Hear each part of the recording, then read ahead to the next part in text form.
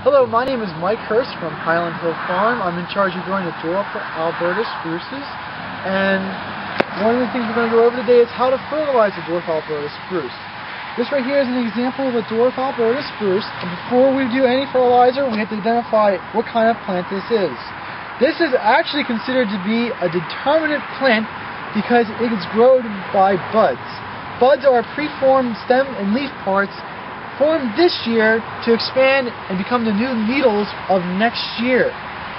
So if you want good growth for next year, you have to fertilize this year for the growth, for the new parts to form in the bud. Once the bud is formed, it does not produce any more needles or any more stems. What it does is that when it emerges, all the preformed stem parts only enlarge. So all this new growth from this year was actually formed in the previous year's bud. And during this growth year, it just expanded and got larger. With this knowledge in hand, when we go to fertilize these, we want to fertilize these when the buds are forming or before the buds are forming. So that way the fertilizer gets into the system of the plant, and the plant thinks, oh, this is a great growing season. We're going to make lots of extra needles and lots of extra buds for next year. Not really buds, but more or less needles. So when we fertilize this, we fertilize right before the buds are formed. And these guys, the buds form about a little bit late August, somewhere in September. That's when the buds are formed. So we want to fertilize before that. So we do like June, July, sometime in August, just so the buds get the fertilizer for next year. So when we put the fertilizer down, that affects the system. The system thinks it's a good year, and in turn, when it makes its buds, those buds are formed with extra stem parts, which is very important.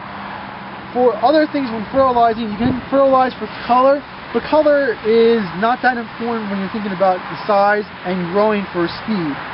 So you can put fertilizer down and green it up, but usually it's more important to hit it right before the buds, like a month before the buds form, for next year's growth. Other things that are important besides just fertilizing is making sure you have enough water, because water usually has a greater effect on growth than does fertilizer. With this information, we can go around and fertilize just about any other types of plants that you need. And if you have any questions on specific plants, please give us a call at 215-651-8329.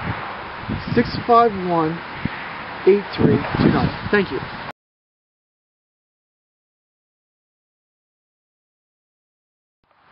Do you need a deer-resistant windbreak or barrier that's going to help you save energy by cutting winter heating costs?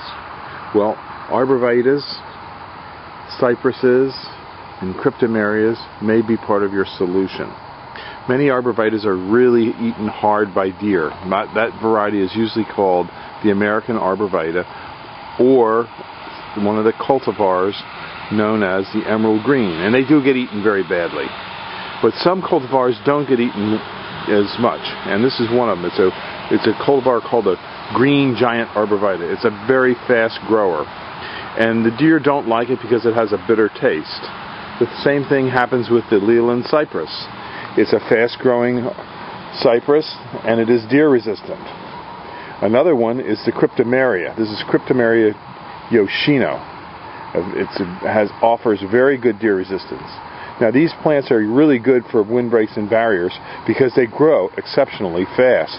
They can grow 3 feet a year. And again, we have different varieties. This is a green giant. Now, this is another type. This is called the Western Red Cedar Zebrina. So as you can see, we grow quite a few of them. These are just a small batch of what we grow here at Highland Hill Farm. And of course, we have the deer ravaged and really eaten hard, the emerald green. And we grow thousands of them, so we're not going to run out of stock here. And this is Bill. He's our irrigation expert. How's it going today, Bill? Checking things out. Okay. Everything in this nursery is under drip irrigation, and when we install a windbreak or a hedge for you, We always put in this if there's enough trees in the order to warrant it. You can't water 50 trees at a time with a garden hose. It just doesn't work. And the survival rate increases dramatically when you use this drip irrigation line. So we include that in most of our jobs for free because we want to make sure the trees grow for you. And as you can see, we have quite a few thousands of trees here at Highland Hill Farm. And we ship them all up and down the East Coast. And on this particular farm in Fountainville, we have about 22 acres. And as you can see, all the trees are very nice and uniform. We try and have a uniform product for people. And these are some larger green giants in pots. I don't recommend them, but some people want them because they're easier to plant. We prefer to sell a balled and burlap product for the green giant if it's like over 3, 4, 5 feet. These 3-foot green giants in here are easy to plant, and that's a good selection. But when you get a little bit larger, you should go to the balled and burlap. These are white pines, another fast-growing cultivar for windbreaks and hedges. But the problem with white pine is it can be eaten by deer, and you can see the lower branches are sort of deer ravaged here at Highland Hill Farm. Because we have thousands of deer around here. This is in an area where there's a big park, and the park has a lot of deer. This is some of our equipment that we deliver with. And on this truck over here, this is getting ready to go out. This is a truck going out to do a planting. Sometimes we take 1 or 2 MT55s and MT52s with us to do the planting. Over here we have some of our digging equipment for on this farm. This is an S250 Bobcat, and behind it we have our big tree spade. And this is what we use to dig big tree balls with. We also raise a lot of real large eastern red cedars, as well as the larger green giants. This is it shows a little bit of deer damage on it, but not too bad. Grown in this area here, right within about a mile of this particular farm. In this area here, we have a couple hundred acres, and in Bradford County, we have a couple thousand. And we ship all up and down the East Coast, from North Carolina up to Boston. These are a fast-growing, deer-resistant tree. This is the Norway spruce.